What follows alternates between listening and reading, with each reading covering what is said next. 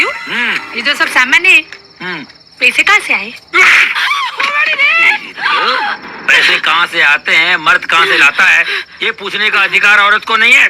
तुम्हारा काम ये है कि हम जो कमा के लाते हैं उसमें झपटो, जैसा कुत्ता बिस्कुट को देख के झपटता है, समझे? क्या ये क्या है? कुत्ता। तू क्या कॉमेडी कर रही है मेरे सामने? नहीं, मैं आपको समझा रही हूँ कि मैं समझ गई। पैसा से आप हैप्पीनेस नहीं खरीद सकते हैं, ठीक है, लेकिन उसी पैसा से आइसक्रीम तो खरीद ही सकते हैं। और आइसक्रीम खरीद लेंगे तो आपकी वाइफ तो खुश हो ही जाएगी। माना कि पैसा से आप आईएएस का पोस्ट नहीं खरीद सकते हैं, लेकिन आईएएस की तैयारी तो करवा ही सकते हैं।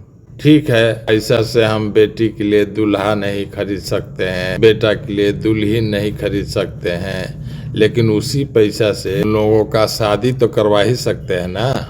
चलिए आज से ही इन्वेस्टमेंट चालू कर दीजिए। फॉर्मूला हम देते हैं, आप सिर्फ चालू कर दीजिए। अगर आपके पास 5 साल है, 5 साल के बाद आपके बेटे बेटी का शादी करना है, ये देख लीजिए कि खर्चा कितना होगा। मान लीजिए 10 लाख का खर्चा होगा, तो आज के डेट में आपको कितना इन्वेस्टमेंट करना होगा 5 साल बाद आपको 10 लाख रुपया मिल जाए। फॉर्मूला में देखिए फ्यूचर वैल्यू दिया हुआ, वहाँ लिख दीजिए 10 लाख।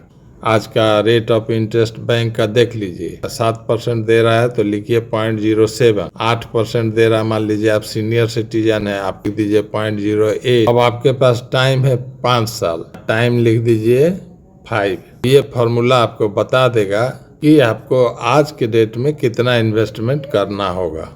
7,12,000 डाल दीजिए, 5 साल बाद आराम से 10 लाख से ऊपर का रिटर्न उठा लीजिए। अपने बेटे का या बेटी का शादी जहां मर्जी वहां कीजिए। मान लीजिए आप अपने बच्चे को आईएएस बनाना चाहते हैं, उसमें खर्चा है 15 लाख का, 15 लाख लिख दीजिए। कोडिंग को एक्सिक्यूट कीजिए, आपको बता देगा कि आज के डेट में कितना इन्वेस्ट करना होगा।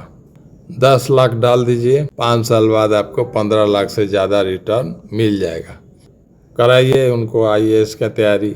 अब यही फार्मूला आपको बताएगा, अगर आप यही प्लानिंग पहले से बनाए रहते तब क्या फ़ायदा था। देखिए 5 साल में ये कितना दिखा रहा है, 5 साल में दिखा रहा है कि आज के डेट में 10 लाख डालिएगा तब जाके आपको 15 लाख से ज़्यादा मिलेगा। लेकिन सोचिए अगर यही इन्वेस्टमेंट वाला काम आप पहले किए रहते, 15 साल टाइम देते, कि आपको कितना कम में हो जाता है।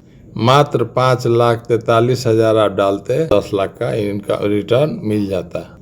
यंग एज में ही कर लेते, 20-25 का उम्र में ही आप ये प्लानिंग सोच लेते इन्वेस्टमेंट का, कि आपके पास रहता 35 साल, और तब देखिए इन्वेस्टमेंट कितना रहता है, मात्र 1,40,000।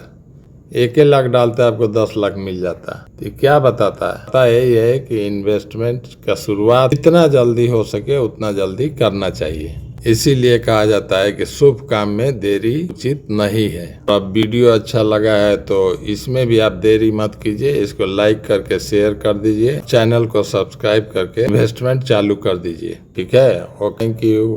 पे किसी का इख्तियार होता कहाँ है।